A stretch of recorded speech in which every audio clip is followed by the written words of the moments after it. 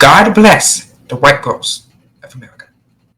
I tell you, this is unnatural. I usually don't defend TikTok. I usually don't defend TikTokers. I've called it a threat to national security.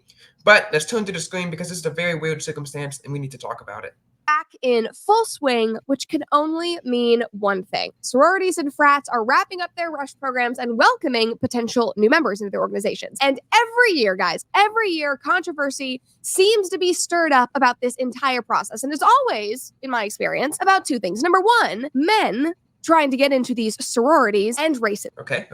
And this year is no different on that latter issue. Before we dive into the story, though, make sure that you like All right, so now let's go in. videos and information so that new people coming into the school are enticed by them and want to try and rush and join their organization. If it sounds like I'm speaking a different language, stick with me. I know it's weird. But anyway, they make these videos. It's dancing and celebration. It's slightly cringe, but it's cute. They all have fun doing it. No harm, no foul. Like here's one from Tennessee last year. So they're standing in front of their sorority house where some of them live and they just dance and they have fun. And it's all a hype video. And year after year on social media, the internet has the same exact commentary. Like they haven't even found anything more creative. It's this exact line. Not one drop of melanin in the whole sorority. Here's another one. Not one drop of melanin in the whole sorority. Guys, you can go.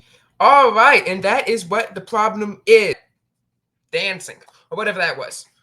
But this is a problem, a huge problem in the United States of America that doesn't even just perpetrate in college campuses, but perpetrates throughout the entire school, right? I mean, that dancing, it's weird. But you know what's even weirder is that these people, black people presumably, are getting mad that they're not represented in this sorority for college kids, right? And do you know what the problem with that is?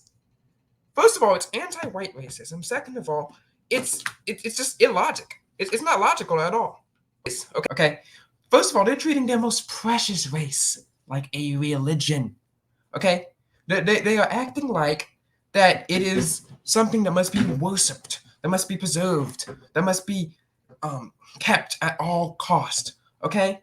They think it's racism that a historically white college in a overwhelmingly white nation and is probably overwhelmingly white as a club doesn't have lots of people of color. What? That makes no sense.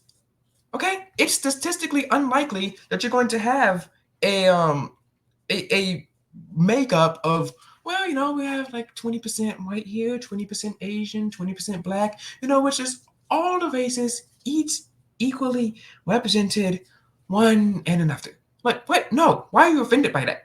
Okay. But then when we talk about literally black clubs, like African American clubs, like that, or black clubs in the name, dedicated to black advancement, or literally Black Lives Matter, or the NAACP, which I said hasn't been useful. They've been hacks, they've been scum since like 1970, since they have no point of existing anymore. Well, it's just black advancement, oppression, wah.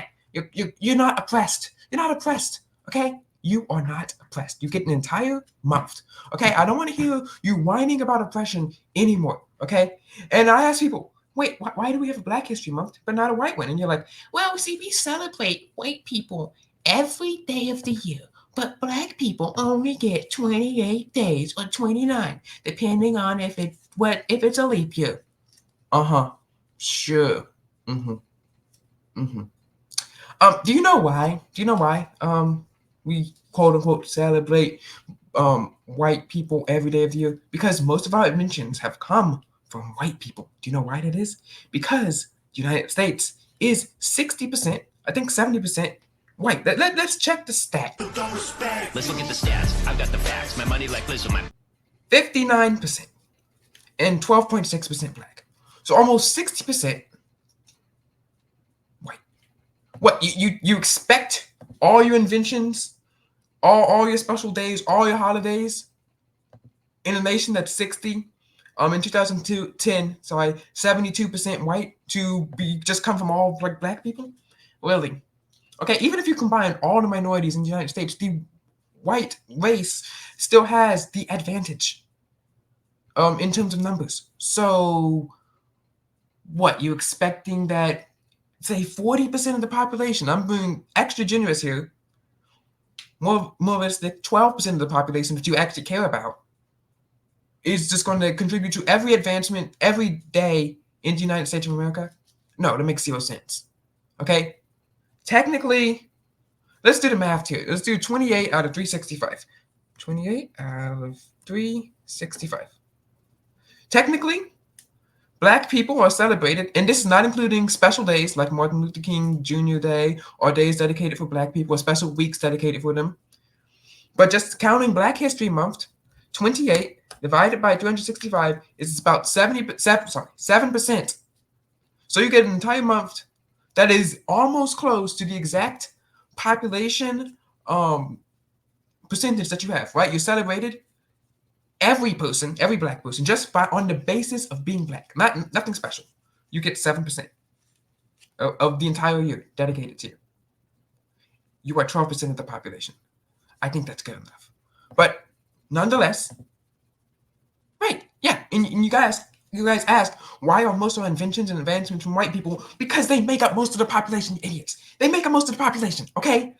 It would be weird if Black people made 72% of all the inventions in the United States. Okay, that'd be about 4, 5, 6 times more than their population. That doesn't make sense. It just doesn't make any mathematical sense. But you people, you worship at the altar of blackness and double standards. You want a month, you want special days, you want parades, you want BLM, you want Black Power, you want special dorms and campuses, and you even want free money. Free DEI jobs, and you want to be president of the United States. And guess what? You got it. You got your Black Lives Matter. You got your Black History Month. You get your special days and parades. On some schools, you even get your special dorms. You can go run around and do Black Power fist all you want for no good reason.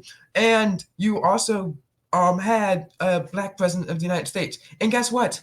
Guess what? When white people bend the knee, either rightfully or unrightfully, mostly unrightfully, on this list, like reparations, special dorms, Black Lives Matter, Black Power, and all of that. What? Are you thankful? Are you grateful? No. Very ungrateful. Very ungrateful. Okay? Your God is wokeness and you're driven by ungratefulness and oppression. But when the natural law of statistics happen and the majority of the population just happen to exist, they just happen to dance in a cringy, bad way, but they just happen to decide to congregate together. They just happen to put out a video on TikTok. They just happen to have a house like that. And the majority of the population just decides to, be happy, just sit there, not making any political message, nothing like that, right? You guys are freaking out and crying and whining and all of this. They're not even excluding Black people, okay?